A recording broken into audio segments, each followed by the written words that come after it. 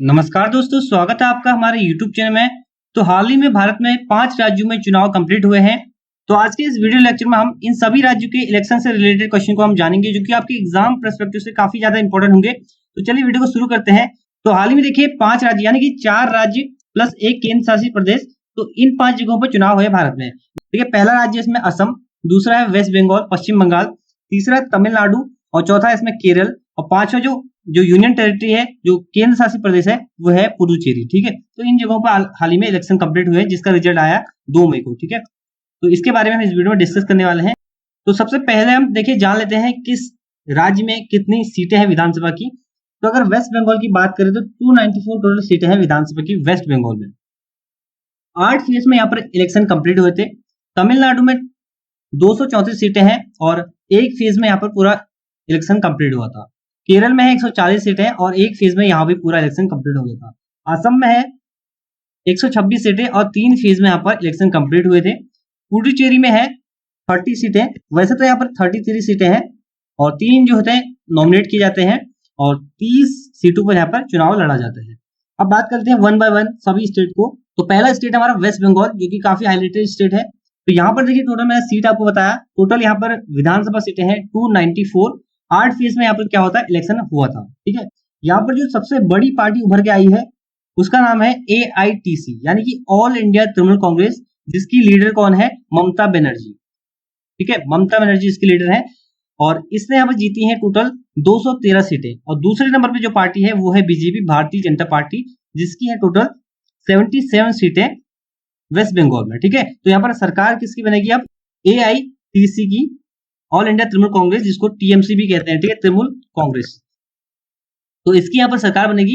लेकिन जो है एक सबसे हाईलाइटेड जो विधानसभा सीट थी वो था नंदीग्राम। यहाँ पर जो है नंदीग्राम है, तो यहाँ पर चुनाव लड़ रहे थे ममता बनर्जी और इनके अपोनेंट थे शुभेंदु अधिकारी, जो कि पहले TMC में ही थे। ठीक है, तो उन्होंने बाद में ज्वाइन कर लिया था बीजेपी और इनके विपक्ष में इन्होंने चुनाव लड़ा और इन्होंने हरा दिया ममता बनर्जी को। अब लोगों का एक सवाल था कि क्या ममता बनर्जी मुख्यमंत्री बन सकती है या नहीं।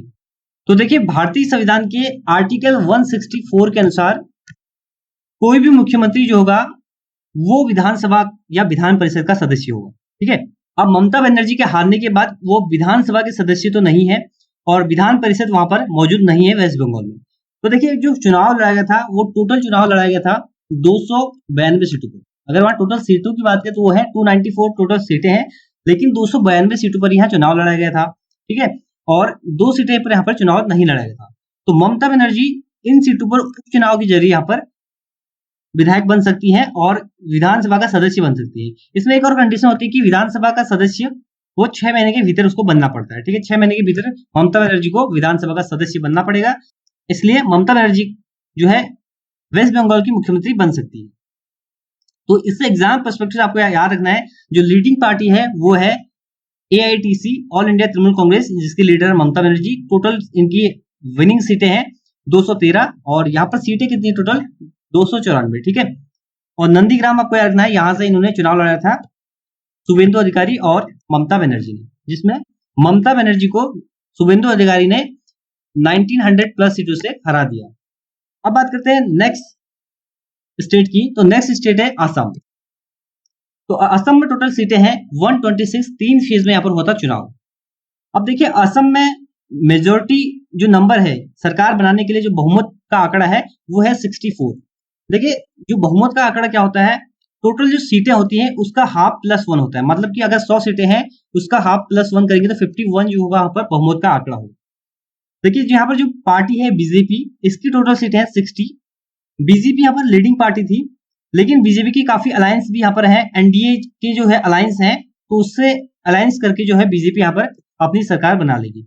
और बीजेपी की पहले भी यहाँ पर सरकार थी, इनके यहाँ पर चीफ मिनिस्टर थे सर्बानंद सोनोवाल, जो कि असम के चीफ मिनिस्टर थे। अभी भी इनकी सरकार बनेगी, तो यहाँ पर बीजेपी की सरकार है। तो आपको एग्जाम पॉइंट ऑफ व्यू से याद रखना है, सीटें याद रखनी है और लीडिंग पार्टी का आपको नंबर याद रखना है। ठीक है, यही आपसे पूछा जा सकता है।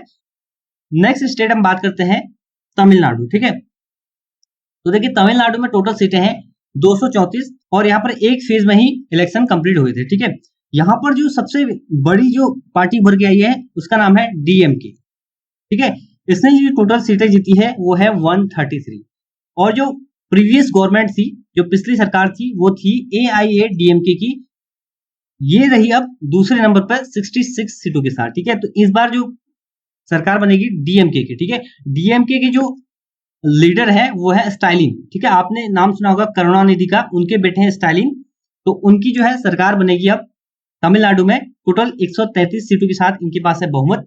और AIADMK जो कि पूर्व यहाँ के CM थे, उनकी पार्टी है, जो तमिलनाडु की जयललिता थी, जिनका निधन हो गया था, तो उनकी पार्टी थी AIADMK। ठीक है, ये भी आपको ध्यान रखना है कि हाँ कौन सी पार्टी है, इसका नाम क्या है, इसकी फुल फॉर्म क्या है, सारी आपको याद, सब आपको याद रखना है। ठीक है, जैसे फुल फॉर्म क्या होती है इसकी, द्रविड़ मुनेत्र कड़गम। ठीक है, इसकी फुल फॉर्म है द्रविड़ मुनेत्र कड़गम, DMK की फुल फॉर्म। बढ़ते हैं नेक्स्ट स्टेट की ओर। तो अगला स्टेट हमारा केरला। केरला में टोटल सीटें हैं 140 सीटें हैं। एक फेज में यहाँ पर इलेक्शन कंप्लीट हुए थे, और यहाँ पर जो सबसे बड़ी पार्टी है वो है CPI। ठीक है, communist party of India Marxist, जिसके जो लीडर है वो है पिनरई विजयन। ये पिनरई विजयन जो कि CM थे यहाँ के इससे पहले, और अभी भी इनकी पार्टी ने यहाँ पर मेजोरिटी हासिल की है। 62 जो है सीटों पर यहाँ पर इन्होंने जीत हासिल की है, और बाकी इनकी काफी अलायंस पार्टी है। लेकिन अगर इनकी अलायंस पार्टी की बात करें, जो इनकी मेन पार्टी है जिस जीती यहाँ पर है, वो है LDF। आपको याद रखना है LDF, लेफ्ट डेमोक्रेटिक फ्रंट। ठीक है, तो इसकी पार्टी है, इसकी अलायंस पार्टी है CPI। ठीक है, CPI इसके अंदर आती है, और इसके अंदर CPI मार्क्सिस्ट, CPI काफी सारी पार्टी है, तो इन सबसे मिलकर बनता है LDF, लेफ्ट डेमोक्रेटिक फ्रंट। ठीक है, इसकी जो है यहाँ पर सरकार बनेगी, और मुख्यमंत्री कौन बनेंगे, पिनरई विजयन। ठीक है, तो आपको इससे याद रखना है कि 140 टोटल सीटें हैं, जो मेजोरिटी पार्टी थी वो थी CPI, और यहाँ पर सरकार किसकी बनेगी, LDF की। ठीक है, यहाँ पर आप देख सकते हैं, ये है लेफ्ट डेमोक्रेटिक फ्रंट, ये है इसकी alliance party, communist party of India Marxist, communist party of India, LDF independent Janata Dal, ये सब जो है सेक्युलर इसके अलायंस पार्टी है। और दूसरी तरफ क्या थी, यूनाइटेड डेमोक्रेटिक फ्रंट, जिसमें है इंडियन नेशनल कांग्रेस जो कि दूसरे नंबर रही थी, इंडियन यूनियन मुस्लिम लीग। ठीक है, तो ये अलग है पार्टी, और यहाँ पर जीत हासिल की है LDF ने। नेक्स्ट हमारा पुडुचेरी। पुडुचेरी की बात करें तो ये है एक यूनियन टेरिटरी, एक केंद्र शासित प्रदेश। यहाँ पर टोटल सीटें हैं 30, और टोटल वैसे यहाँ पर है 33 सीटें। 3 सीटों पर यहाँ पर चुनाव नहीं लड़ा जाता, 3 सीटों पर यहाँ पर नॉमिनेट किया जाता है, और 30 सीटों पर यहाँ पर चुनाव लड़ा जाता है। ठीक है, और टोटल यहाँ पर मेजोरिटी की बात करें तो मेजोरिटी नंबर यहाँ पर 16। ठीक है, अब देखिए यहाँ पर जो सबसे बड़ी पार्टी उभर के आई है वो है AINRC, मतलब कि ऑल इंडिया NR कांग्रेस। इसकी टोटल यहाँ पर है 10 सीटें, बीजेपी की यहाँ पर है 6 सीटें, और DMK की यहाँ पर है 6 सीटें, और कांग्रेस की यहाँ पर है 2 सीटें।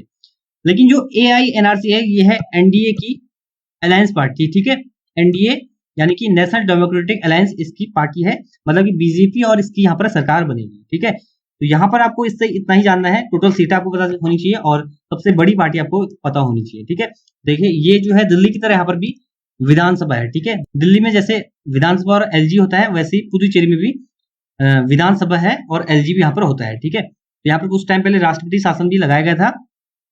तो इस लेक्चर से आपको इतने सारे पॉइंट याद कर लेने हैं। आई होप ये वीडियो आपको पसंद आया होगा। वीडियो पसंद आए तो वीडियो को लाइक कर दीजिए, शेयर कर दीजिए अपने दोस्तों के साथ, और हमारे चैनल को सब्सक्राइब करना ना भूलें। तो ये था इस वीडियो का and. Thanks for watching and God bless you all.